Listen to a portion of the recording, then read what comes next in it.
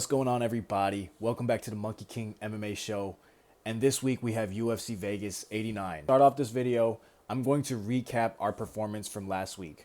UFC Vegas 88 was a historically bad performance from me.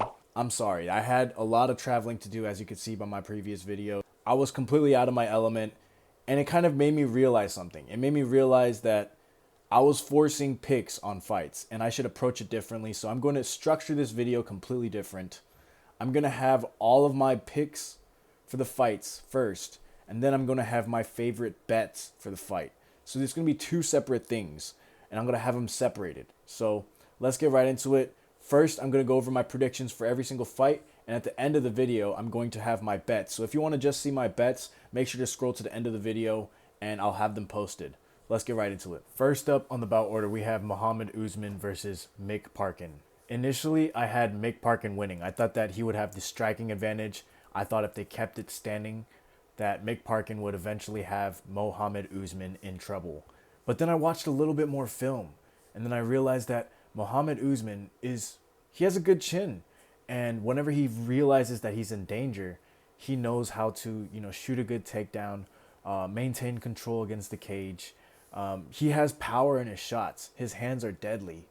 Even though sometimes it just looks like he's just looping a random ass shot, whenever he lands, if he does connect, it draws a dramatic reaction out of his opponents. If I had to predict someone to win this fight, it would be Mohammed Usman. We move on up the card to Igor da Silva versus Andre Lima. Andre Lima is definitely a very technical striker. I think that he finds cleaner shots, but honestly, I think that Igor is going to be forcing his game plan here. And what I mean by that is I think he's going to be pressing Andre Lima. I think he's going to be keeping Andre on his back foot and turning this fight into a nasty fight. He's just going to be swinging for the fences, just landing big shots.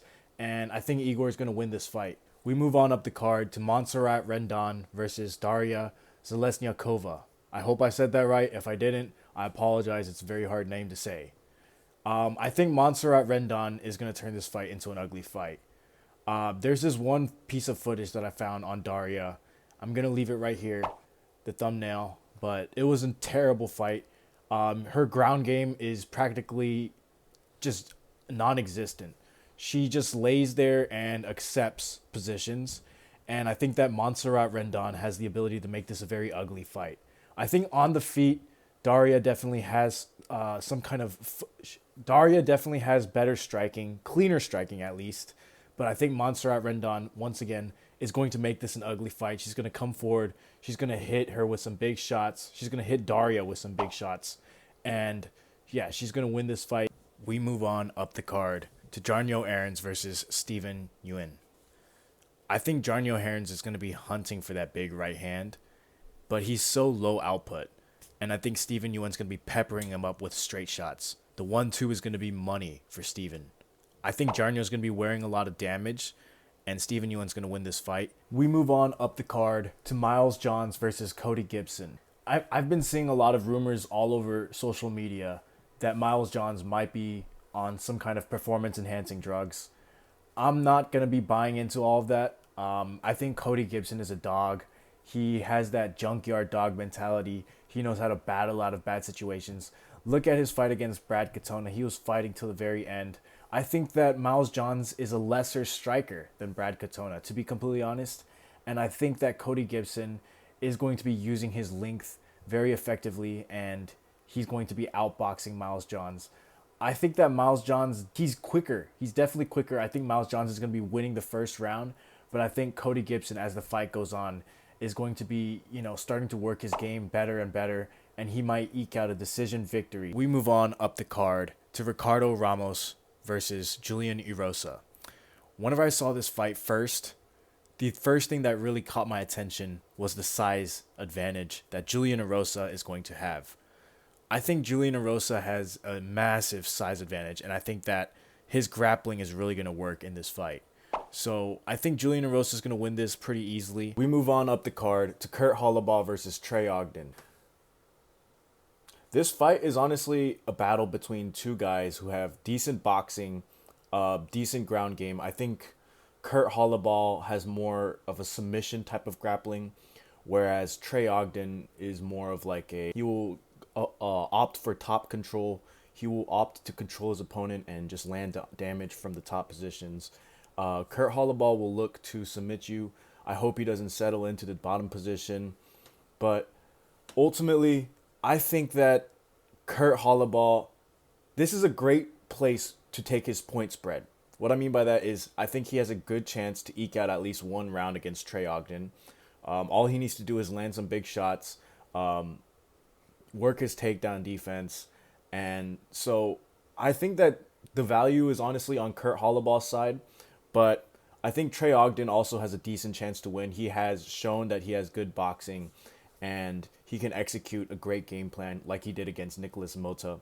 So, yeah, my bear prediction, I think Trey Ogden will win this fight. We move on up the card to Fernando Padilla versus Luis Pujello. So, Pujello's he's a scary fighter to go up against because he has good hands. He can put pressure on his opponents. But I think that Padilla, his reach advantage, and I think that his stand-up is overall better. I think Fernando Padilla is going to just completely melt through Pujello. And yeah, I think that he's going to be landing the shots better in this. I think they're going to ultimately have a bunch of, very hard exchanges on the feet, just punches being exchanged back and forth.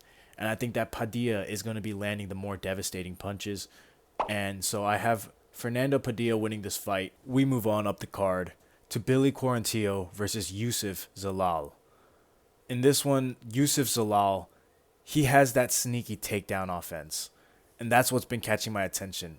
Because I don't think he outstrikes Billy Quarantillo. So I was wondering, does he get the takedown on Billy Q?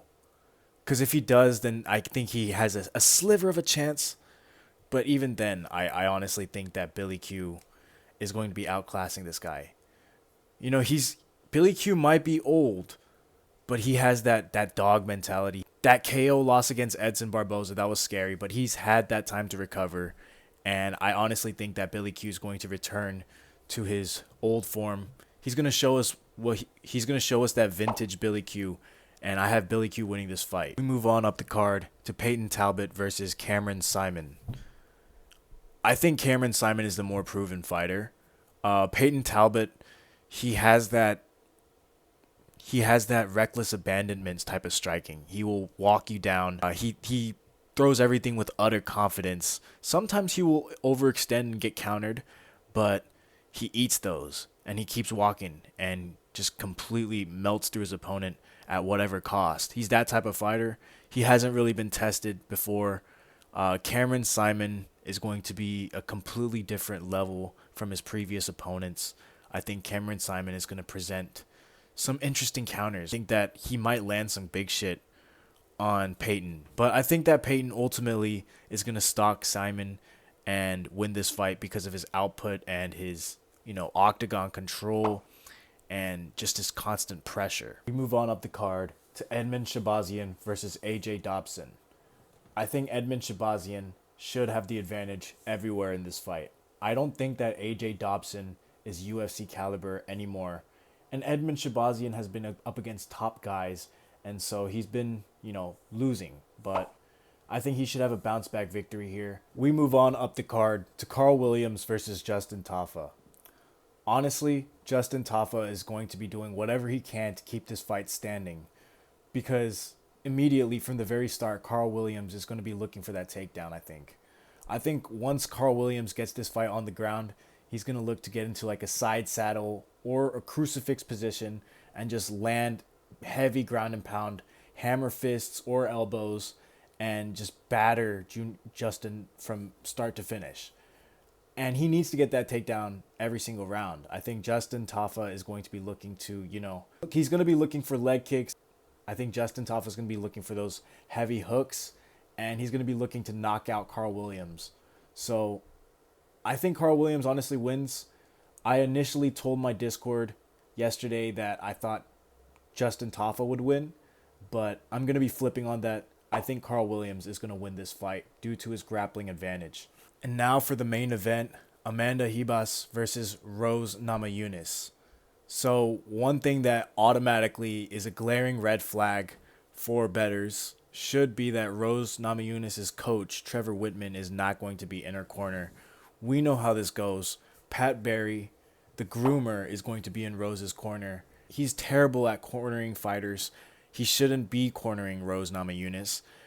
I think Rose Namajunas is a much better, technically gifted striker. And I think she knows that how to beat.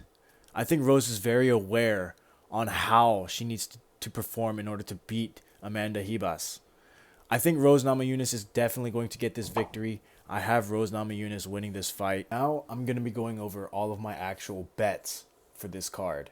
Before it was all the predictions, and now I'm going to be talking about what I'm actually taking, where I'm actually putting my units. So first, we're going to start off with the first fight on the entire card. Mohammed Usman versus Mick Parkin. I'm taking yes fight to go the distance. I'm expecting the value to be at minus 150, and I'm putting 1 unit on it to win half of a unit. I think this pick kind of speaks for itself. This is a heavyweight fight. Mohammed Usman has great offensive grappling. I think Mick Parkin has better technically sound striking, and I think that if he does start to clip Usman, then Usman will opt to offensively grapple. He will shoot for a takedown. He will maybe hold Mick Parkin against the cage, and he knows how to win on the scorecards. My next bet for this card is on Jarno Errens versus Steven Nguyen. So my pick for this fight is Steven Nguyen moneyline. And my reasoning is this. I think Steven Nguyen has the perfect style that counters against Jarno Errens. I think while Jarno Errens tries to establish his distance, Steven Nguyen is going to be peppering him up with the 1-2s. He's going to be countering him. And I think because of the low output, because of Steven Nguyen's style of constantly pressuring and putting his opponent on the back foot, I think Steven Nguyen will come out with this victory easily. I have Steven Nguyen winning 2 units to win 1.17 units in profit. My next pick for this card is on the fight of Igor da Silva versus Andre Lima. I have Igor da Silva moneyline 2 units to win 3.08 units in profit. Honestly, Andre Lima, I think he's the more clean and technical striker, but I think that Igor da Silva is going to make this a dirty fight. I think Igor da Silva is going to find his way into the pocket and just land just short hooks. He's going to be constantly putting pressure on Andre Lima, and I see him winning this fight by finish, honestly. But I'm going with the money line here. The next pick I have on this card is Karl Williams versus Justin Tafa. I have Karl Williams money line 1.5 units to win 0.81 units in profit. The reason being, I think that Justin Tafa has been fighting cans. His takedown defense hasn't really been tested yet. And I think Karl Williams, with his athleticism, I think he will be landing takedowns on Justin Tafa. I think he's going to be getting him in crucifix, and he's going to be landing hammer fists and elbows. I think he completely mauls Justin Tafa on the ground. And now I'm going to be going into my parlays. For my first parlay, I have Montserrat Rendon moneyline. I think that Daria is going to get exposed on the ground. I think that Montserrat Rendon is going to make this fight super ugly, and that's why I have Montserrat Rendon moneyline. My second leg, I have Fernando Padilla moneyline. I think against Luis Puello, he's going to have that reach advantage. He's going to be landing hooks and winning these brawl-like exchanges. He's going to take over the fight in the later rounds and completely just dominate. I think he's going to get a finish. And yeah, that's why I have the Fernando Padilla moneyline. And for my last leg, for my first parlay, I have Rose Namajunas moneyline. The reason being, I think she has much better striking than Amanda Ribas. I think she has better ground game too. She just can't let Ribas control her. But I know that Rose will probably, or I hope that she will not do that. I hope Rose keeps this fight standing and just completely dominates from distance. I think she'll completely outstrike Ribas. She has the ability to. If you guys made it this far into the video, make sure to comment Kermit the Frog into the comments below so that I know you guys are showing love and I can show love back. And yeah, let me know in the comments if you're tailing.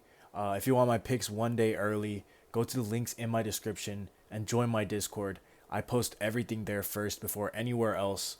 And once again, I appreciate you all for watching, and I'll see you guys in the next one.